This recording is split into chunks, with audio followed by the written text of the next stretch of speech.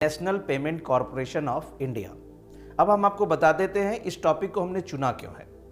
दरअसल इस टॉपिक को चुनने के दो प्रमुख कारण हैं। पहला सबसे बड़ा कारण यह है पिछले 3 वर्षों से एनपीसीआई से क्वेश्चंस पूछे गए हैं, और दूसरा जो सबसे बड़ा कारण है वो ये है हाल ही नेपाल ने यूपीआई पेमेंट को स्वीकारना शुरू कर दिया है। तो ये अपने आप में करंट का बहुत बड़ा मुद्दा है। तो मुझे लगता है एनपीसीआई से यूपीएससी प्रीलिम्स में इस बार एक क्वेश्चन बन सकता है। यूपीआई पेमेंट आपने भी जरूर किया होगा, जैसे कुछ खरीदने के बाद अपने पेटीएम या फोन पे या गूगल पे से स्कैन करके पेमेंट जरूर किया होगा।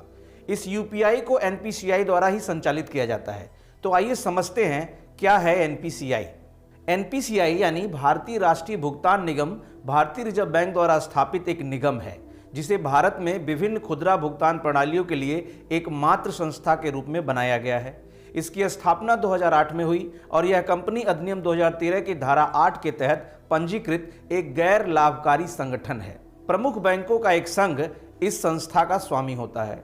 अगर एनपीसीआई के प्रवर्तकों की बात करें तो वर्तमान में एनपीसीआई के 10 प्रमुख प्रवर्तक बैंकों द्वारा इसको प्रवर्तित किया जाता है, यानी स्पॉन्सर्ड किया जाता है। और ये बैंक हैं भारतीय state bank, Punjab national bank, Canara bank, bank of Baroda, union bank of India, ICICI bank, HDFC bank, city bank और एचएसबीसी बैंक। अब बात कर लेते हैं इस निगम की संरचना की। अगर एनपीसीआई की संरचना की बात करें तो इसमें एक गैरकारी अध्यक्ष होता है। वर्तमान में विश्व मोहन महापात्रा इसके चेयरपर्सन है। इसी के साथ भारतीय रिजर्व बैंक द्वारा नामित एक व्यक्ति भी इसका सदस्य होता है। वहीं 10 कोर प्रमोटर बैंकों से नामांकित व्यक्ति भी इसमें सदस्य के रूप में होता है, और एक सीईओ होता है जो वर्तमान में दिलीप आपसे महोदय हैं। अब लगे हाथ एनपीसीआई के प्रमुख उत्पादों के बारे में बात कर लेते हैं, यानी वो कौन कौन से प्रोडक्ट्स हैं जिनको एनपीसीआई संचालित करता है। तो पहला प्रोडक्ट है रुपे। बात करते हैं रुपे की। यह भारत की घरेलू कार्ड योजना है जिसमें ईवीएम चिप के साथ एक चुंबकीय पट्टी होती है। रुपे कार्ड अब सभी एटीएम में स्वीकार किया जाता है और भारत में 300 सहकारी बैंकों और क्षेत्रीय ग्रामीण बैंकों द्वारा इसे जारी किया जाता है। एनपीसीआई का दूसरा प्रोडक्ट है नेशनल कॉमन मोबिलिटी कार्ड। इसमें रुपे कॉन्टैक्टलेस कार्ड के रूप में भी जाना जाता है। यह एक संपर्क रहित भुगतान तकनीकी है जो कार्ड धारकों को अपने कार्ड को भौतिक रूप में स्वाइप करने या कार्ड डालने की आवश्यकता के बिना संपर्क रहित भुगतान टर्मिनलों के उपयोग करने की अनुमति देता है। अब है तीसरा प्रोडक्ट जिसका नाम है भीम, यानी भारत इंटरफेस फॉर मनी।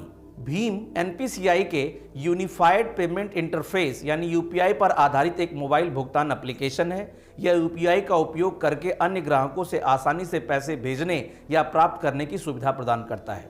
अब अगला प्रोडक्ट है यूपीआई, जिसे आप बहुत ज़्यादा यूज करते हैं। इसका नाम है यूनिफाइड पेमेंट इंटरफेस। दरअसल यूपीआई यानी यूनिफाइड पेमेंट इंटरफेस को 11 अप्रैल 2016 को तत्काल अंतर बैंक भुगतान प्रणाली के रूप में पेश किया गया था। यह भुगतान प्रणाली 2 बैंक खातों के बीच धन के तत्काल हस्तांतरण के लिए एक मोबाइल प्लेटफॉर्म प्रदान करने के लिए विकसित की गई थी। और अगला प्रोडक्ट है भारत बिल भुगतान प्रणाली। दरअसल भारत बिल भुगतान प्रणाली सभी बिलों के भुगतान के लिए भारतीय रिजर्व बैंक यानी आरबीआई के साथ एनपीसीआई द्वारा की गई एक पहल है, जो अपने ग्राहकों को एक अंतर परिचालनीय और सुलभ बिल भुगतान सेवा प्रदान करती है। तो ये थी एनपीसीआई और उससे जुड़े हुए प्रोडक्टों के बारे में जानकारी।